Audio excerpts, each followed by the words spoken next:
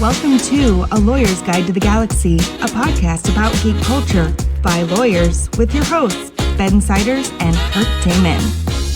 And welcome back to A Lawyer's Guide to the Galaxy, the podcast that asks interesting questions that don't have any answers with your hosts, Ben Siders, that's me, and the other guy is Kirk Taman. As always, Kirk has the captain of the Enterprise. We are intellectual property lawyers and certified geeks practicing law in St. Louis, Missouri. You can find me, Ben, on Twitter at Benjamin Siders, and you can find Kirk at KirkDMN, and you can find this podcast at LGGPod. We are doing today I guess we called it a mid-season Star Wars episode. We're doing Star Wars again because we like doing Star Wars. It's their fault. They keep shoving new content at us, and they can't expect us to not talk about it. I know, let's entirely blame Disney Plus for putting out too much good Star Wars content. Do you know how much spare time we'd have if we weren't into Star Wars? So we just found a relatively recent, when did this get published? It's September 10th of this year on IGN, upcoming and next Star Wars movies and TV shows, 2022 release dates and beyond. It says, here's what's headed your way at hyperspace speed. Boy, is that ever true. There's a lot coming out. We originally were going to just talk about the Mandalorian Season 3 trailer and the Andor TV series that's coming up. But now, Kirk pointed out to me 3 seconds before we started recording that there's a Bad Batch 2 trailer, and then we found all this other stuff, some of which I hadn't even heard about, like a Book of Boba Fett Season 2. Dear God, why? I think a lot of it's things we had heard were potentially coming. Some of these are probably not completely finalized, is my guess. Yeah, we get that impression. So what it is, I knew about the Bad Batch Season 2. I'd seen something in conjunction with that. I thought there was a trailer for it out. But yeah, it's one of these where I think the biggest thing we're really bumping into, and what's really interesting about this, is the sheer weight of content coming out right now. There's so much. And so much of this is based upon something that has already been released. You know, this is new content, but it's new content like we talked about Mandalorian Season 3, which is obviously considering off Mandalorian. Yep. A lot of this is Season 2, Season 3s. And even some of the new stuff is based upon existing, properties or whatever it is. But yeah, the Book of Boba Fett Season 2 being a perfect example. Do we really need a Book of Boba Fett Season 2? Yeah, we already have that. An important question. Can't we just make that Mandalorian Season 2.5? Yeah. So what we thought we would do is kind of go through and give you a short description from this IGN website about what each one of these is, and then give each one, 60 seconds. Who am I kidding? We're not going to give it 60 seconds. That never happened. But we'll at least aspire to give it 60 seconds of sort of our general thoughts, ideas, and hopefully you all are as excited about this as we are. The first one on the list is Star Wars Andor, a TV series starting September 21st. We're recording this on September 15th, so less than a week away. It's a 3-episode launch, I think. Do we know how many total episodes there are? I don't. Yeah, I'm not sure there's been anything saying what it is. I think they're typically, Kenobi was 6, I think. Yeah, there's 6 to 7, I think, in a lot of cases. That was 7, yeah. So I would guess it's around that range, maybe in the 6 to 10 range at most.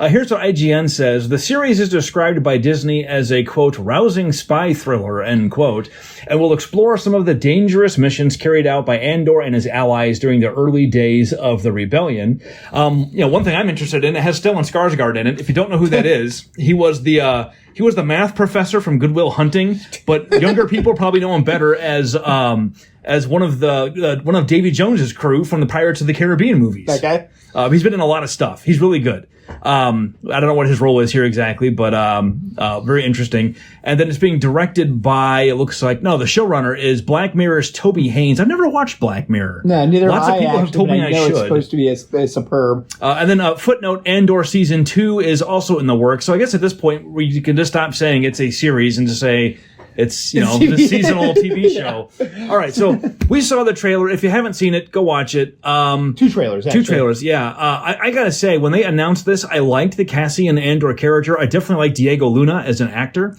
I just wasn't sure there was enough there to make a show out of. Yeah. But boy, have they changed my mind with the trailer. And I'm sort of the same boat. I mean, Rogue One was a great movie. I loved the concept of Rogue One. I love the fact that they released it. But Rogue One really felt like a self-contained story, even though we had a bunch of new characters we hadn't really encountered before.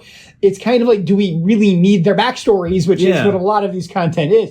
But I'm sort of with Ben on this, having watched these trailers, like, this looks really good. Kind of like Kenobi. Like, I think both you and I were not especially excited about Kenobi until we saw the trailer. Like, okay, you've got my attention, Disney. Well done. Yeah, exactly. I think the big thing with this one for me, and we're going to talk about themes, I know, and general stuff going in here. It seems like right now Disney really, really wants to explore the foundation of the Empire. Yeah, the era between seasons 3 or episode 3 and episode 4. I think part of that, and then also the era between episode 6 and episode 7. It seems like they want to stay away from what's covered by the movies and fill in all those gaps. Yeah, they want to fill in the gaps. And the thing that I think that's so interesting about it, though, is, given sort of the current political, world in the United States, I think there is sort of a fascination with the idea of, beginning or end of empires. Yeah. And what we're really seeing here is this idea of sort of the death of the Republic and the beginning of the Empire and how it happens. What does the Emperor do? And filling in that, the line in Star Wars with, the Emperor has disbanded the Senate and swept away the last vestiges of the old Republic. Yeah, that's exactly right. We're going to get to see that happen as to exactly what it is. And obviously that means the Senate has to exist up until the start of Up until that point, yeah. and kind of be like a pointless, figurehead ceremonial organization. Or something along those lines. I think what's interesting is, one of the ways I think they're dealing with the lack of any real, background or information on the Andor character, it looks from the trailers, and tell me if you disagree, like the show's about him, but it's really having that character set in sort of a broader story that he's a smaller part of. Yep. That might be the smart way to go here, since there's not much to the character himself. I'm sure we'll get some background on like what his personal conflicts are, but it really seems to be, like you said, set in a broader story where his role in that story is just the lens through which we're going to see this greater plot unfold. Yeah, and that's the big thing that really gets me with this, and actually the reason why I'm getting enthused about this as a show is I love the concept that this is mostly political intrigue. Yeah. Yes, it's going to be valiant spy thriller. I mean, we're going to have some James Bond aspects and Mission Impossible aspects of it, type thing here. But really the concept behind what we're going to see with this, I think, is we're going to see the aspects of the Senate starting to try to get around the Empire. And fail, presumably, Bail Organa trying to do it. Mon Mothma, the ex-senators we know. Is she in this? Yeah, Mon Mothma's in this. Oh, yeah, it says right here. We've got Genevieve O'Reilly plays Mon Mothma, and Forrest Whitaker is back as Saw Gerrera. Hopefully doing a better job than what we saw in Rogue One. Well, I mean, he's kind of just a disaffected, guy in Rogue One. Oh, I like the character. He just had that Save the Rebellion line that was really badly executed. Yeah. So that's not his fault. He was not well directed there. And then Alan Tudyk is back as K2SO, so we get to see him again. So, yeah, I think what we've really got with this is it's going to be interesting to see the idea of it being essentially a political thriller. Where I think we really are going to get into those aspects of the rise of the Empire and what's happening behind the scenes that allows the Empire to rise. I think we might get something we haven't had, quite frankly, in a lot of Star Wars movie and content as a whole, which is this might be scary. You may get the idea of, the Empire really rising of just this sort of really evil force in a way that it didn't exist at all in the movies and has only existed a little bit in conjunction with the TV. I mean, we saw it a little bit in End of Bad Batch Season 1, with sort of the destruction of the clones. And we see, those kind of elements around it of that, the Empire is really a very bad place to live, a very scary place to live. For the first time we saw that in Kenobi. There were aspects of it in Kenobi where there's things where you're actually, you become actively scared that a character is going to get caught by the stormtroopers because bad things happen when the stormtroopers catch you, as opposed to them, just, blindly missing you when they're shooting at you, and, sort of stuff like that. So it's one of those where I feel like that's going to be interesting. I think we're going to see that. And I'm kind of intrigued at how that works in the Star Wars universe, which for the most part, let's face it, the Star Wars universe is a fairly nice environment. Yeah, if you think about it, the movies have really avoided addressing in any meaningful way the moral relativism of the actual of reality, right?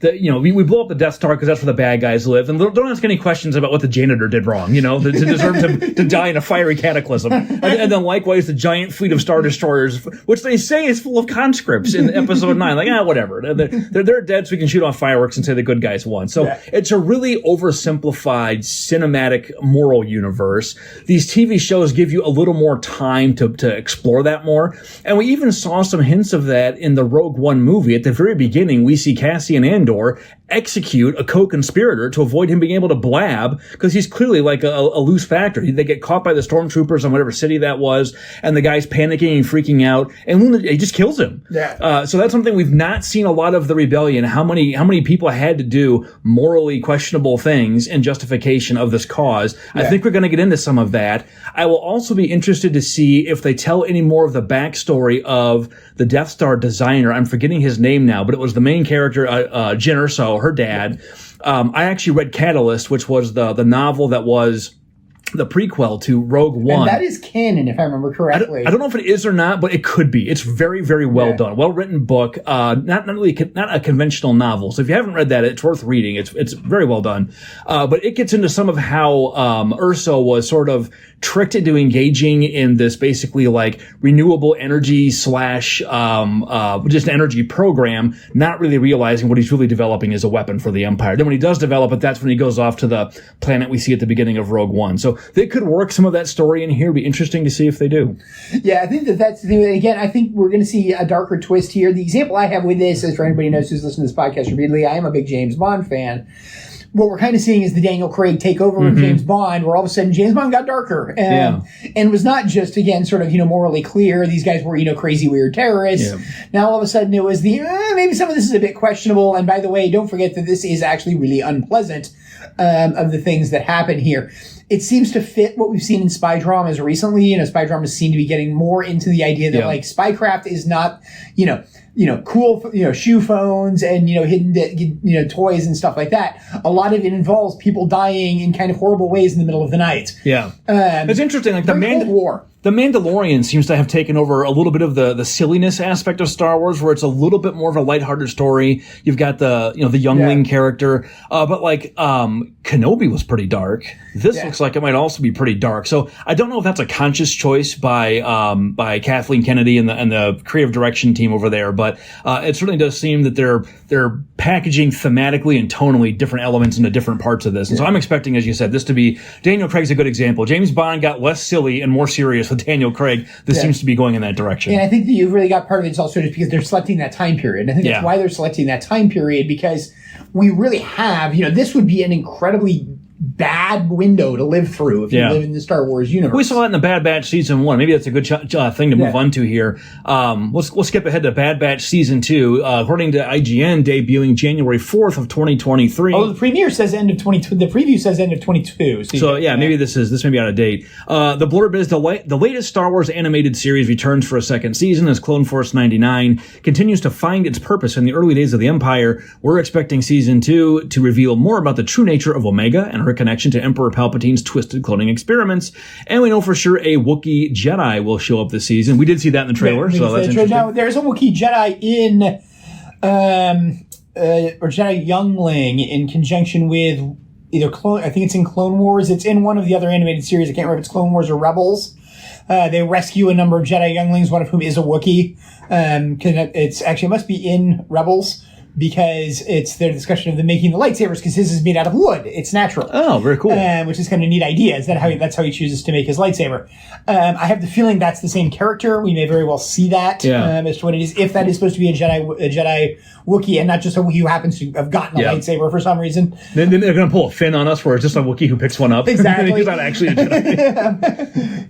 So I have to talk about Bad Batch series too, and it's again, people who listen to this podcast for a while, I did not like the Bad Batch characters in the Rebels cartoon. In Rebels. I really thought that they were kind of silly comic relief. They were a classic A team. To me, they just didn't do it. And I loved Bad Batch series I did too. And I was surprised at how successful that series was at eliciting an emotional response, particularly at the end when they blew up Kamino. I think we talked about this before. I thought I didn't care about Kamino in episode 2. It seemed like a silly idea, a dumb planet, a pointless plot device. But then when they destroy it at the end of season 1, it really does feel like the end of an era. Like this was the last, bastion. Yeah, like this is gone now. And it had such a feeling of dire finality to it that I just didn't didn't think an animated series, much less this one, would be able to pull off. So I'm also really excited that I keep calling her Roz. That's not her name, but it's Rhea Perlman's character from the original, the bartender, the sort of the gruff, grumpy mission assigner person. I like that they kind of set up their base of operations around her, and like they need her help with stuff, and she's kind of, we're not really sure why yet, but she's really well connected. Was she in Rebels? No, she's not. So new character. She's a new character. But I think the thing that they really also kind of set her up is she's a bit underworld. Yeah, and you need that in a series like this where you've got basically, like you said, an A-team who has to have some reason to go on various missions. Yeah. You need somebody to be sort of the de facto captain giving them orders, and since they've all gone rogue, somebody has to be the person that's kind of organizing them and directing where they go. And the Rhea Perlman character seems to be fitting into that role, and she's a fun character on top of that. So I'm actually quite excited about this. We've also presumably going to see what happens in conjunction with our missing member, and who has decided. That's right. What's his name? The sniper, right? The sniper, yeah. And it's I forget his name. Escaping me all of a sudden. So that, that kind of thing. Crosshair? Is that it? Crosshairs, that's it, yeah. I think it's going to be interesting to see where does that go in conjunction with this. Again, this was the first show they had that was truly going into this idea of the foundation of the Empire and the darkness of the foundation of the Empire. I mean, it starts off where we have, the execution of the Jedi, the Order 66, which is still just a stupid thing to call it. It is. But it'll be interesting to see where does this go, where are they going to go with season 2. In my mind, this is the one that's the most open. One, because it's animated, they can do anything they want, very easily in conjunction with. The second thing is because where this one is set and what they are, we're necessarily talking about a very small group that isn't going to become the rebellion necessarily. It is the A-team. They're operating on the edge of society potentially. So we can be more radical and we can potentially see aspects of what's happening from an outsider's point of view. Well, it's also interesting that, these guys, we of course don't really know or see them. As far as we can tell, they play no meaningful role in the events of episodes 4, 5, and 6. So presumably they are, one way or another, not really part of the main plot. You've got to assume it's because they're not alive anymore. Yeah. So, you think that the ultimate trajectory of the Bad Batch series is probably towards some kind of heroic sacrifice that they make that I'm going to guess, whether it's in season 2, 3, or 8 or whatever, gets tied back into the main plot line at some point. So interesting to see how that goes. I'm definitely more excited about this than I expected. I might need to go back and watch the first season again though, because I don't know if you remember this, but I listened to most of these rather than watch them because I was painting a room at the time at my house. And I just had this on my phone while I was painting, so I didn't actually get to see most of it. And about half of these episodes is kind of action that's hard to follow if all you have is the audio. Bad Batch also has the only really direct Rebels tie-in in conjunction with a pilot out of Rebels appearing in the Bad Batch. That's right. So we're presumably going to see. Is that from Ryloth? She's the. Can't think of her name. I know. There's so many characters now. Okay, let's move on. Mandalorian season 3. You want to jump back and do let's go back. I'm sorry. Yeah, so we have Star Wars Tales of the Jedi animated shorts starting October 26th, 2022. Here's the blurb from IGN. A new animated anthology series of shorts called Star Wars Tales of the Jedi is in the works for a fall 2022 release on Disney+. All 6, only 6 episodes, will debut on October 26th. Great, we can binge it.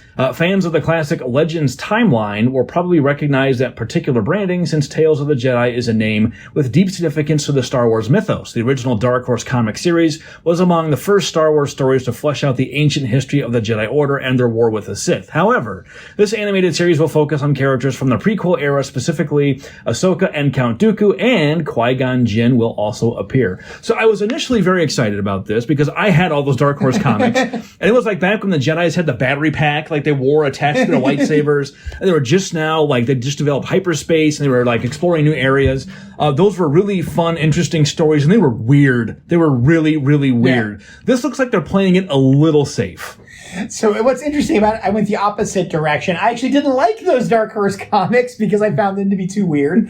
Also having them as what it was. And in many respects, I didn't like that fleshing out. I thought it was unnecessary and it was too old. Yeah. We needed fleshing out what they're fleshing out now, the stuff closer. That makes me more enthused about this because it is fleshing out closer. The big one that really gets me with this is, could we please explain Count Dooku?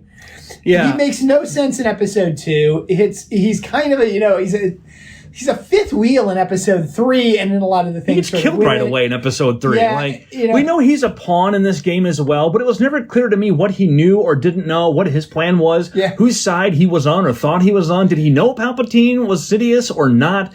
None of that really made any sense to me. Yeah, and why is he even there? Like, why does he want to be a Sith? You know, because he doesn't even seem, quite frankly, that evil. He's more manipulative. Yeah. And so it's one of those where I like the fact that they may flesh out Count Dooku, because I'd actually like to see Count Dooku's backstory. It'll be interesting if they can redeem that character and make it make more sense. So we talked about when Kenobi came out, they had that little sequence at the beginning where they kind of recap the prequels.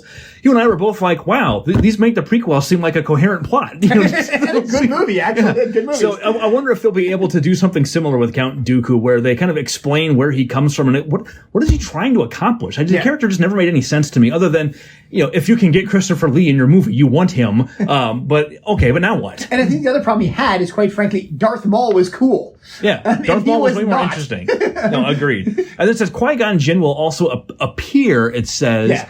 Are they gonna get Liam Neeson back? I mean, we know he's willing. He just did it, right? He even put the wig on and everything. So be curious to see if he's in this as well. Doing any voice work. Though, so he only need his voice. Only need the voice. So, that's right. He can probably do it from home if he wanted to. Everybody can work from home now. So the thing that I think was going to be interesting in this, I'm going to be most interested with this with who they do. I think this is one where I'm cautiously hopeful. I feel like these could be very bad. At the same time, it's one of those where when has Disney Plus put out anything that I would call very bad? Yeah, nothing's really been terrible. What's weird about this, though, is it says it's going to focus on the prequel trilogy, specifically Ahsoka, Dooku, and Qui-Gon, but it's an anthology. So are we going to have these characters interacting, or is there just going to be, here's a Qui-Gon episode that takes place 10 years before he meets Anakin, you know, which would have to, I guess, because he dies, right? Yeah. And then, spoiler alert, if you haven't seen the prequel. If you're listening to this podcast and you don't know Qui-Gon Jinn dies in episode 1, well, you do now. Yeah, you're listening to the wrong podcast. Dooku, obviously, he dies in 3, so interesting to see, when they set these and what meat they put on those bones. I think we're going to see history just because Tales of the Jedi implies the historical. You're kind of going to have to, right? And again, do we see Dooku back when he's a Jedi, maybe, before he turns? Maybe we see why he turns? Yeah. I think one of the things you may also see is early Ahsoka, like before she becomes before she becomes Padawan. So that, there's a lot of interesting things they could explore here. It's really just going to be interesting what do they do with it. Like I said, this is one where I'm cautiously optimistic. Mostly the fact I would say I was cautious. I'm optimistic because Disney Plus has done so much amazing content. They really have. I don't know it doesn't say here who's in charge of this, but most of what they've done on the Disney Plus channel has been solid at the worst. So all right, that's what we got. Moving along, what everybody's probably the most excited about, Mandalorian Season 3. It says here it debuts in 2023. You probably don't need the description, but I'll give it to you. The first live-action Star Wars series will return for a third season, having taken a year off to make room for the Book of Boba Fett. Editorialing is probably a mistake. Pedro Pascal's Din Djarin will return as the lone gunfighter deals with the fallout of Season 2 and the Book of Boba Fett and the responsibilities that come with wielding the Darksaber. Carl Weathers is also expected to return as Grief Karga. That is the worst name that they've had in these series. According to actor Giancarlo Esposito, production was slated to begin in fall of 2021. We've got a trailer. We know it's out. Giancarlo Esposito being back is very exciting. Yeah. Love him. Love Carl Weathers, of course. How can you not? Yeah. Everything about this sounds great. It's what we kind of thought it was going to be from the trailer. It looks like we're going to get into how he has to cleanse himself from removing his helmet, and that we're going to have some... Young Yoda is obviously a character in this. Still around, and I think we can look forward to some Bo-Katan hijinks and disagreements, shall we say. I think what we're really going to see with this, and quite frankly what I'm hoping to see with this, is twofold. I think there was, when they originally made The Mandalorian Season 1, I think there was surprise at just how popular, Baby Yoda was as a character. They obviously had already filmed the entire series, so he leaves with Luke at the end of Season 1. They had to deal with that, even though he was an extremely popular character. Oh, he leaves with Luke in Season 2. No, Season 1. No, Season 2, because remember then in Season 2.5, Book of Boba Fett, he comes back, we see that he goes back to The Mandalorian. But I think one of the things that we had with it and really had from it is we needed to kind of deal with some reset issues here in Season 2. I think Season 2 of Mandalorian was good, but not sort of great. But what we're really seeing is we saw him transitioning to, we had no idea whether or not this live action thing for The Mandalorian was even going to work out. And it turned out it did. It worked really, really well. So season 2 is we're going to make this longer. We potentially have a lot of seasons of this. Let's tell a lot of story. And we can do so. So let's do it. Yeah. So that was sort of the thing I think we're seeing with this is the idea of starting a much bigger story. The idea that this is going to have some ongoing stuff. I think they're going to go back to Mandalore. I think we are going to see Mandalore. There's a scene of some decimated area that looks like it has to be it. And that's, I think, one of the things with it's also going to flesh out from Rebels a lot of the story, the political intrigue that occurs substantially in Rebels. I mean, there's a substantial discussion of it in a number of cases that take place on Mandalore and relationships between Mandalore. But really what goes on here, stuff from the Clone Wars as well, the idea that essentially, as she says, your sect destroyed us, I think is the line she says. Yeah, and she says, there's only 2 of you left, I think she says. You're the last Mandalorian. Yeah, that sect is the last, was on the moon. We know causes problems in conjunction with the Empire, is Jedi hunters. There's issues around Mandalore essentially having major civil war. It looks like we're going to be going into that kind of stuff, but we're going to do it as an after it has already happened and we're trying to put it back together type of stuff, which is really intriguing, as to what it is, but also can clearly set up an extremely long plot line. Yes. They've probably They've got the runway here now for multiple more seasons. Disney's going to greenlight whatever they want with this because this is their cash cow now. This is such a cash cow. It's so popular. There's the joke that, what's his name? Pedro Pascal. He's got repetitive stress injuries from single-handedly holding up the entire Star Wars franchise. Well, and it's not true anymore, but yes, I mean, he definitely restarted it.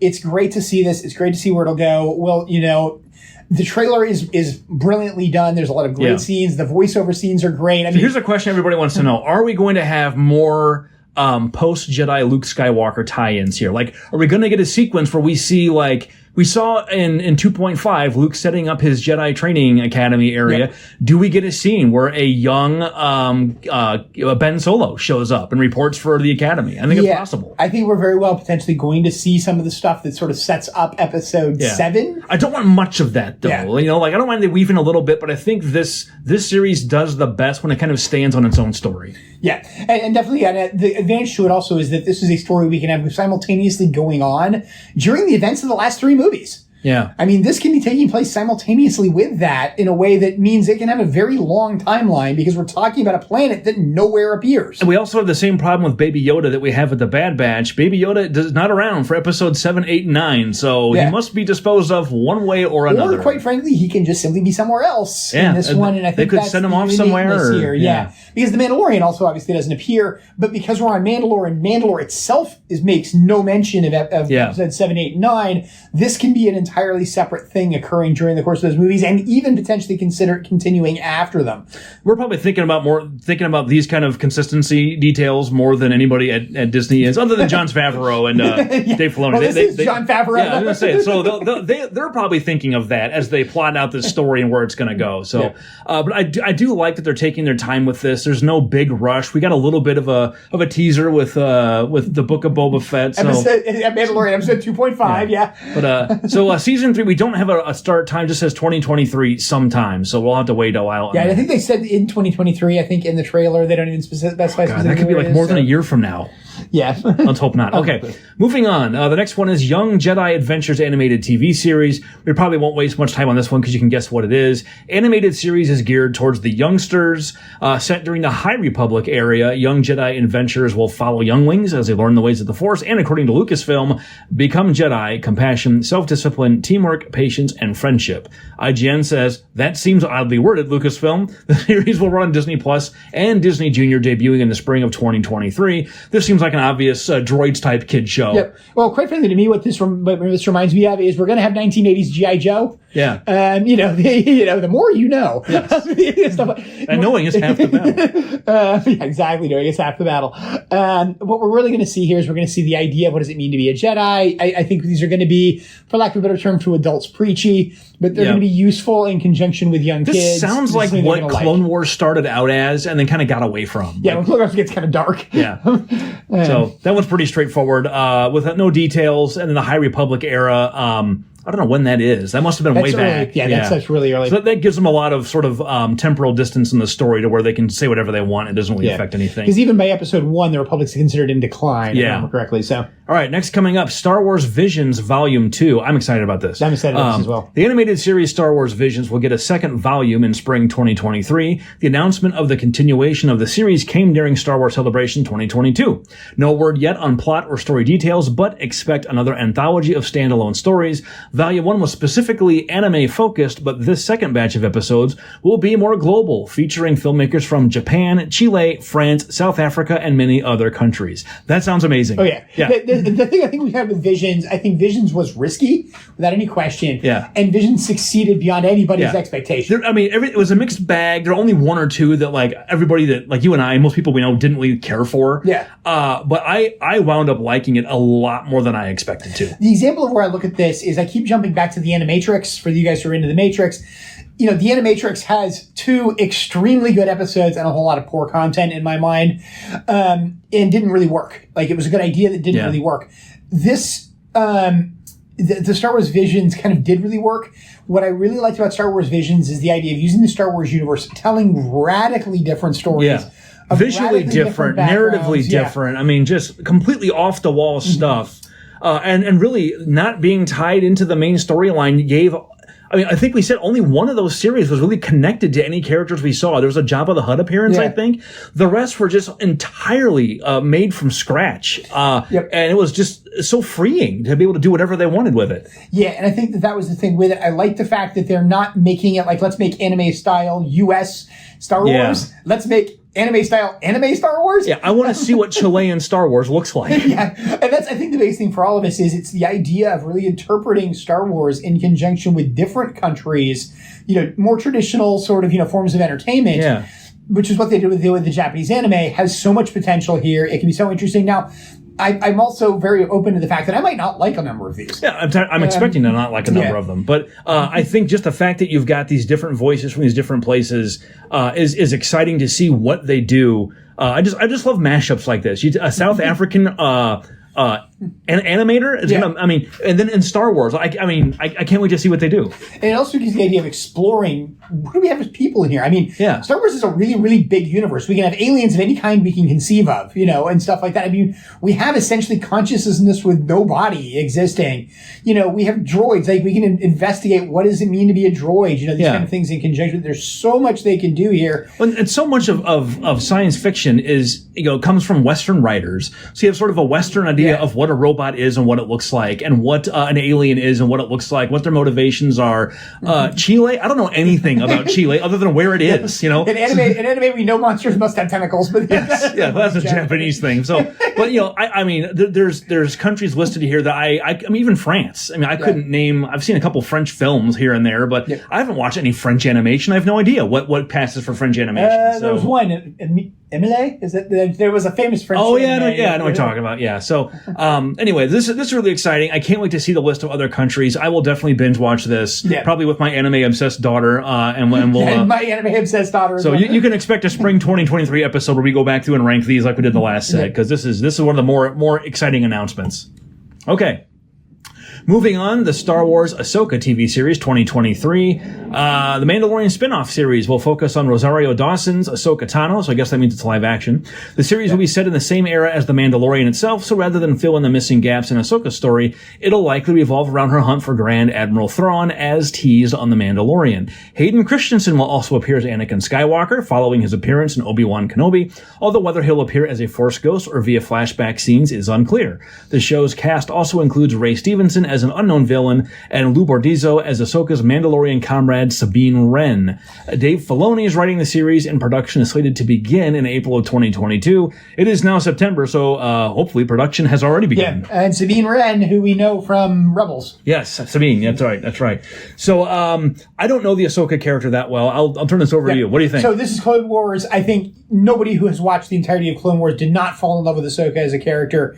She's an extremely good character in Clone Wars that, was also, everybody knew what had to happen to her. We know she has to, she's Anakin's Padawan. Like, this can't go well. That's the sort of thing.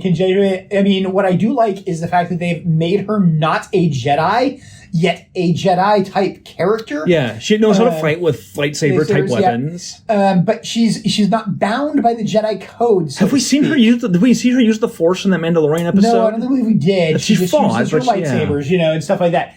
The only thing I have sort of with this, I did not particularly like the character design in her real world versus her animation. That's tough to pull off. Yeah, it's very tough to pull off, as to what it is. It's one of those, I thought the makeup could have been done a little bit better.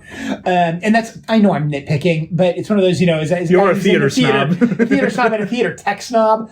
Like, it really kind of got to me, as to what it was. But I like the actress. I thought she did a good job sort of with the concept of what she was. They did seem to, again, make her, I wouldn't say darker, she seems bitter. Yes. That seems to be one of the key aspects of it. It made sense, it fits the thing.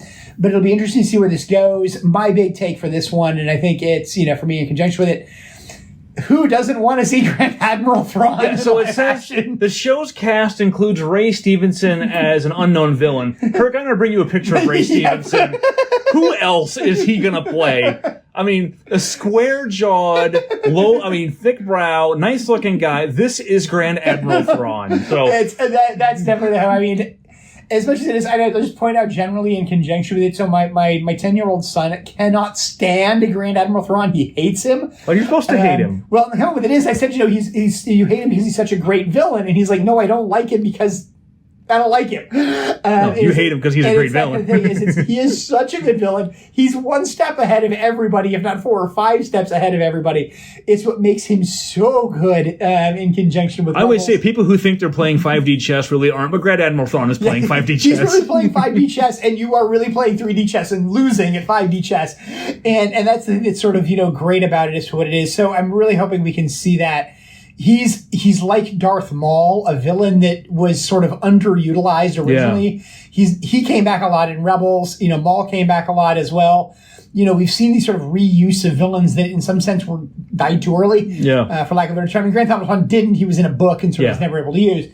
But I think what we're really going to see here, what's going to be great, is we're going to get to see some fleshing out of that. We're going to see more of that. This will be interesting to see where it goes. Yeah, I'm excited about this one. I'm with you. The visual design of the Ahsoka character, unfortunately, she was created as an animated character, and so translating that into live action is tricky. I do like Rosario Dawson, so I thought she pulled off the character really well in The Mandalorian. I like the style of the character, and again, I kind of liked her sort of very bitter. Yeah, she and admittedly, it doesn't work well in The Mandalorian because we come about Mandalorian's a little more of a canonical show, but they needed it to introduce her. Yeah, which they did a nice job with that. So hopefully when they can put a little more focus on her character, block and shoot around it, that it'll look better. So that's a good one too. Okay, moving on. Star Wars Skeleton Crew, formerly Grammar Rodeo, TV series 2023. Previously operating under the working title of Grammar Rodeo, Star Wars Skeleton Crew comes from Spider-Man No Way Home director John Watts.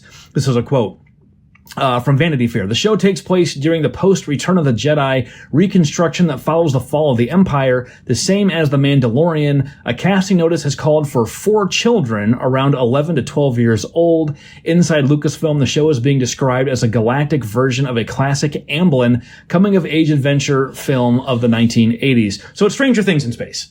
That's what I'm reading. Yeah, E.T. E.T., yeah. Because that would be the Amblin Entertainment coming-of-age film in the 80s. Goonies. Yeah. This is going to be, I think, a lighthearted, slightly slapsticky, but serious, a kid drama. Well, and I'll throw one other piece behind this. Oh, and Jude Law is in it. So I like that. Yeah, I love Jude Law. He's an actor. One of the things that you have from it, and I think the one take I would take away from it as to what it is necessarily being slapsticky as to what it is, we can play with another 80s coming-of-age drama. Not an 80s coming-of-age drama that was provided in the 80s, but one set in the 80s is It. Yeah. And so this could take a darker movement, as to whatever it is. I mean, it is called Skeleton Crew. See, that's the thing. The title, if you look it up, it kind of has it screams Stranger Things to me, and I can't help but think that the success of Stranger Things, being able to focus on younger characters but put them in more serious roles, the age range is just about right, 11 to 12. It's kind of in that old enough to go on adventures and be put in danger without horrifying older audiences. That it's like kind of heartless and cruel. Yeah. I think they can pull that off. So this has Goonies. That's what I'm saying. It's gonna be Goonies written all over it. Written all over it. Stranger Things written all over it. It really is something where it's. I think the thing with this is we're going to see them get thrown into something which is dangerous. Yeah. As they say, it's post-Reconstruction, so maybe we're going to be something around the idea of, again, sort of the Jedi school, something associated with that. We're going to see something. Are we going to see initially a First Order, elements like that? Would we potentially even see one of the characters who becomes a First Order person early on? It'll be interesting to see where it goes. I think that this is one where it's still early. We'll see where it goes. It's an intriguing concept. It could go a lot of ways. We'll have to wait. They do have a 2023 release date, and this is the last one on here that actually has a date. So This is kind of what we've got planned through the end of next year. As of now, some of these other ones we'll blow through them more quickly because there's not much on them. But one of those could always move up. But and I think the big thing we've really got with the rest of them, and maybe it doesn't even make sense to do them one at a time, but to just sort of talk about it generally. Yeah. My take from this is, and I think what we're seeing right now, Disney has figured out that Star Wars content will sell. It will sell a whole bunch of different things. It will sell Disney Plus. It will also sell Disney theme parks. It doesn't even have to be great. It just has to be competent. It has to be competent, but the problem with it is a good percentage of it right now is great. Yeah. Things like that. They've developed some very interesting new characters. Characters that are as endearing as Luke and Yoda and, Leia and stuff like that from the original, series. We're making Kenobi more interesting. We're making Darth Vader more interesting. We're all of a sudden we've got this new sort of endearing character, this new endearing world. Are we going to see Andor become an extremely, popular character? Yeah, because if they expand that correctly, you could make that character spin-off books and other series and things like that. And they're already talking about an Andor season 2, so we may have several seasons of sort of this ongoing story of the early days of the rebellion going through. And the truly great thing about this is also an area, because the Star Wars, quite frankly, is an extremely big universe. They can do virtually anything they want. Yeah. The advantage we have with this is what you're having is, and this is why I put out the fact that I think there's been a lot of great content. I think what we're going to see in playing around in conjunction with this is a lot of push for just what is great content. As we start to see with Visions, you can have all sorts of different imagery here, all sorts of different styles of storytelling, all sorts of stories that may, yes, this fits the Star Wars universe, even though it occurs nothing in any form of other stuff. It still fits as something you might see in the Star Wars universe. There is kind of a theme here emerging of what time periods are going through. So let's talk about these last couple. We'll run through them real quick. Yeah, sure. There's one called Star Wars The Acolyte, a TV series that takes place during the High Republic era 200 years before the prequels. There's a Star Wars Lando series. That one's given. Yeah, they show a picture here of the younger Glover. I forgot his name now. Is it Donald Glover? They show him here, but we don't know if he's going to actually reprise the role. Presumably we'll see him. Presumably. We've got Taika Waititi's Star Wars movie, which there's really no details on that other than that Taika Waititi is attached to it. We've got Star Wars Rogue Squadron. This is a Patty Jenkins vehicle, the Wonder Woman director. Looks like it got derailed while she was working on Wonder Woman 3. We have a mention also of creative differences.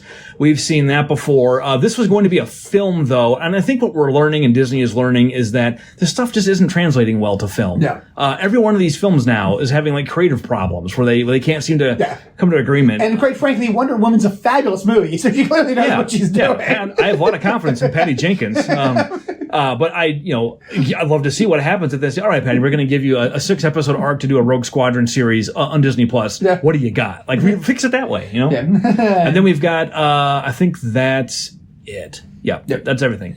All right. So I think what we were seeing with it again, and we said it sort of at the beginning, I think there is a huge focus to foundation of the Empire. And again, the idea of turning dark, it doesn't surprise me just given sort of current political climate in the world. We're interested in the rise and fall of empires. That's what we're seeing. It's set at the rise of the Empire and it's set at the fall of the Empire. Yeah. The one thing I have to admit I would like to see is I'd like to see him go a little bit more into the rise of the First Order. Yeah, same here. Just because it would be intriguing to see how that whole thing sort of works. I'm looking up Taika Waititi to see what else he's done. I can't remember. It'll just be interesting. And again, I think the thing with this is a lot of this stuff is obviously speculative. My guess is half of this will happen. Rogue Squadron had obviously been played around with for a while. Mm-hmm. I think the problem you're going to bump into with Rogue Squadron is knowing what it is and what it's potentially about, Rogue Squadron really is, snow speeders and Empire Strikes Back. Let's be realistic. That's what everybody associates with it. That's a hard mold to follow. Yeah.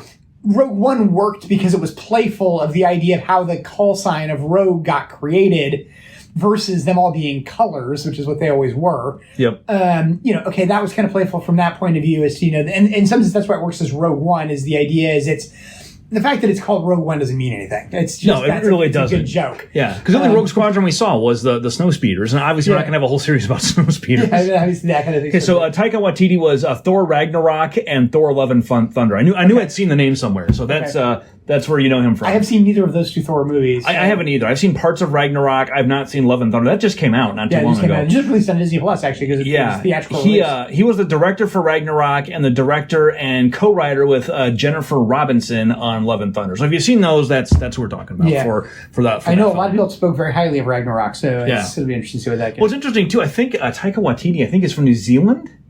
And isn't Tamara Morrison also from New Zealand, the Boba Fett? Might be. I don't know if there'll be some tie-in there, maybe. Who knows? Yeah, who knows? That's what we're going to see. But yeah, I think the big thing with this is we're seeing this movement to exploring the thing between the trilogies. Quite frankly, they could also explore some era between the movies. I mean, you could very easily explore the era between New Hope and Empire Strikes Back. You could do a whole series on how they find Hoth. That would be interesting. Yeah. And they sort of hinted at that, the idea with it. There's been playful stuff around that. It's like some of the Lego type things with it. I assume we're going to see more Lego specials. I think they have basically realized that the Lego Christmas special at this point in time needs to be campy. Yes. Because they need to make fun of the Christmas special. That's the whole Lego theme, right? The Lego movie kind of established that irreverent humor. The Lego Batman movie was the same way. And the Star Wars one's the same way. It's freeing in some way to be able to just take a step back and say, okay, we all know how silly all of this really is in the end, and let's just acknowledge it and have some fun with it. But let's also point, make, poke fans every so often, the Han Solos with the, do you want to shoot first? No, you shoot first, and stuff like that. You can do, they really get, those are playful, they're fun. Now, admittedly, Lego also made the Freemaker Adventures, which is a quite good animated series, actually. I don't know how it really fits in. I mean, there's some associations with the Kyber Saber, with early sort of things like that. It's obviously playful, it's silly, but it's one of those things where, it's not that they can't make good Lego content with it. But I have the feeling that they've really figured out their niche is that somewhat irreverent humor. That narrow slice of humor that they pull off really well where nobody else can. Making fun of sort of established properties that, works. It works so well in the establishment of Batman as the character in the original Lego movie and then the Lego Batman movie. They even do it in Lego Masters because of Will Arnett being in Lego Masters, which is about to return for season 3, which I'm super excited about. I've not seen the prior ones. I did see the ad for that. I saw Chris Pratt was in an episode, and it looks interesting. I just saw some giant Lego ball being thrown at a bunch of Lego stuff and blowing it all up. I'm like, what? That's super fun. We've got to see that. If you haven't watched Lego Masters, it's literally, Lego Masters is the one television show we have to watch when it's actually on with our kids. I mean, we don't quite, because basically we record it that day so we can watch it through quicker. But it's one of those things where, it is quite frankly a great show, and they make a lot of very irreverent Lego Batman jokes because Will Arnett is the host. Mm-hmm. They have made a number of Lego Star Wars jokes.